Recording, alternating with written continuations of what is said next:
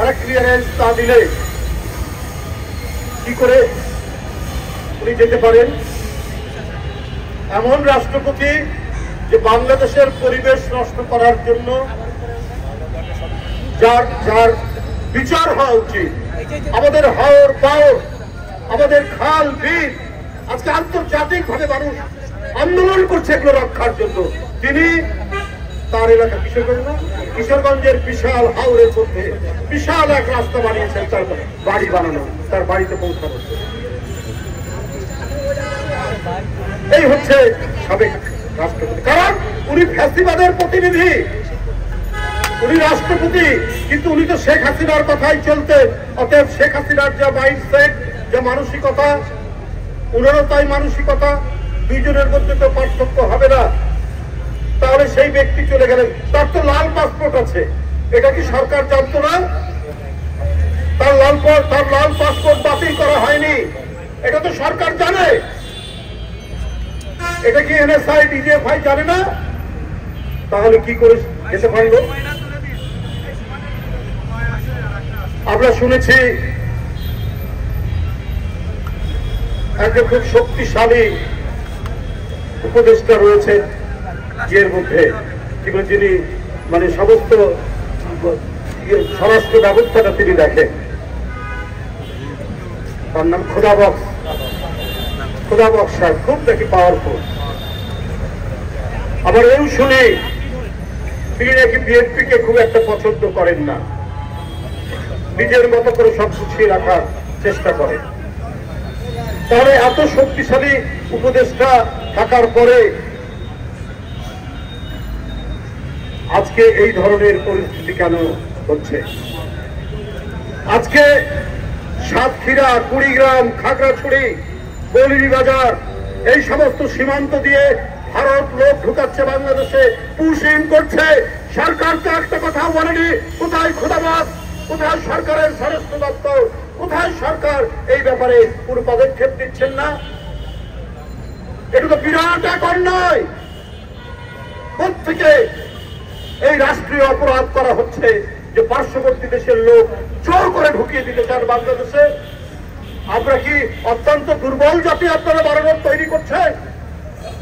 এটা কি একটা মুক্তিযুদ্ধ হওয়া একটা জাতি, ৩০ লক্ষ জীবন দেওয়া একটা জাতি, ১,৫০০ শিশু, বাচ্চা, তরুণের জীবন দেওয়া একটা জাতি, সেই জাতির ইচ্ছা মতো লোক ঢুকাবেন বিভিন্ন সীমান্ত দিয়ে, আর আপনারা নিশ্চুপ, আপনারা টু শব্দ করছেন না। এর কারণ কি? তাহলে তো শেখ হাসিনা যেমন করেছেন, আপনারাও তাই করছেন। আমাদের সীমান্তে লোক হত্যা করলে শেখ হাসিনা একটা প্রতিবাদ করতেন, টু শব্দ করতেন। আজকে কেন একেবারে নিশ্চুপ, নিরুত্তর? অন্তর্বর্তীকালীন সরকার, এই সরকারকে তো সমস্ত গণতান্ত্রিক শক্তি, রাজনৈতিক দল সমর্থন করেছে। কোন সাহসে পার্শ্ববর্তী দেশ থেকে তারা তাদের লোক জোর করে আমাদের সীমান্ত দিয়ে ঢুকিয়ে দিচ্ছে? আমি তীব্র নিন্দা এবং প্রতিবাদ জানাই। আজকে উৎসবের দিন, বৌদ্ধ পূর্ণিমা, মহামতি গৌতম বুদ্ধের মহামানবের জন্মদিন, তার বুদ্ধত্ব প্রাপ্তি এবং তার মৃত্যু, মহাপরিনির্বাণ, বৌদ্ধ সম্প্রদায়ের তাদের যে উৎসবের প্রাঙ্গণ, সেই উৎসবের প্রাঙ্গণে আমরাও সামিল হয়েছি, আমরাও সামিল থাকবো।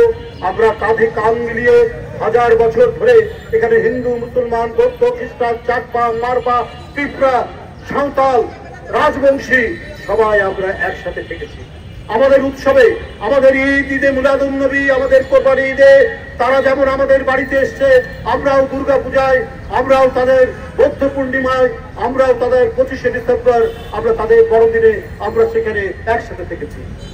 বাংলাদেশের বিরুদ্ধে ন্যারেটিভ তৈরি করা হয় পার্শ্ববর্তী দেশে বিভিন্ন জায়গায়, জঙ্গির কথা বলা হয়, যে কথাটা এখানে আমাদের জয়দেব বলেছে, জঙ্গির কথা বলা হয়, সাম্প্রদায়িক বিশৃঙ্খলার কথা বলা হয়। কিন্তু বাংলাদেশের মতো এত চমৎকার সাম্প্রদায়িক সম্প্রীতি 1000 বছর ধরে যেটা চর্চিত হয়ে এসছে, সেটা আর আশেপাশে আর কোথাও নেই। আমার মনে হয় যে আমাদের এই সম্প্রীতি দেখে অনেক দেশ হিংসা করে, অনেক দেশ মনে করে কি ব্যাপার, এদের মধ্যে এত শান্তি কেন? আমরা একে গণতন্ত্রের জন্য এবং আমাদের স্বাধীনতা যুদ্ধে আমরা তো লড়াই করেছি। আমার মনে আছে এই সেই আপনি আত্মস্থ করতেন, আপনি গৌতম বুদ্ধের একটা বাণী যদি আপনি মনে মুখস্থ রাখতেন, যীশু খ্রিস্টের একটা বাণী যদি মুখস্থ রাখতেন, তাহলে আপনার কোনোদিন একটা শিশুকে হত্যা করার মতো মনোভাব আপনার হতো না, অভিপ্রায় আপনার হতো না। আপনি কিছুই মানতেন না, লোক দেখানো নামাজ, লোক দেখানো তাহাজ্জুদের কথা বলতেন। এটাকে ইসলামের পরিভাষায় বলা হয় মুনাফিকি। এই মুনাফিকি করে রাজনীতি করতে করেছে। আপনারা জানেন, অথচ এই দেশেই আরেকজন নেত্রী উনি বলেছেন যে এরশাদ জোর করে ক্ষমতা নিয়েছে, আমি নির্বাচন করব না তার অধীনে। উনি করেননি। এই যে পার্থক্য, এটা জনগণ সবসময় দেখেছে এবং তার প্রতি তাদের অঢেল শ্রদ্ধা তারা দেখেছে। কত কথা বলেছে, উনি চিকিৎসার জন্য লন্ডনে গেছেন 2017 সালে, ওবায়দুল কাদের বলেছে উনি ফিরবেন।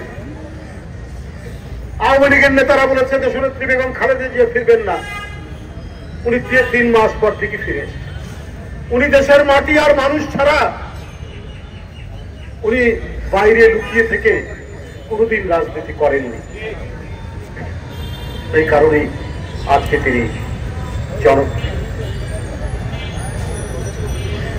কিন্তু আজকে এই যে ফ্যাসিবাদের যে উত্থান এবং তাদের যে পলায়ন, এই পলায়ন এর মধ্যে যে অন্তর্বর্তী সরকার পলায়নের পর যে হলো, মানুষ তো তাদের কাছে অনেক প্রত্যাশা করেছে। তারা সংস্কারের কথা বলেছে, সে সংস্কারও মেনে নিয়েছে যে একটা নির্দিষ্ট সময়ের মধ্যে আপনার করে নির্বাচন দিন। বিএনপির পক্ষ থেকে বলা হয়েছে, আরো অনেকে বলেছে, এমনকি বিভিন্ন সাংস্কৃতিক সংগঠনও কিন্তু এই কথাগুলো বলেছে। আজকেও আমি পেপারে দেখলাম কবিতা পরিষদ নাকি তারাও দ্রুত নির্বাচনের কথা বলেছে। তো সরকার এই ব্যাপারে নিরুত্তর, নিশ্চুপ কেন? উদ্দেশ্যটা কি? এখন তো মানুষ ধীরে ধীরে নানা ধরনের সন্দেহ করেছে। আর সবথেকে বড় সন্দেহ করলো হচ্ছে যে সাবেক রাষ্ট্রপতি যিনি খুনের আসামে, তিনি দেশ ছেড়ে চলে গেলেন। আপনার গোয়েন্দা সংস্থা ডিজিএফআই, গোয়েন্দা সংস্থা, জাতীয় নিরাপত্তা কি জাতীয় গোয়েন্দা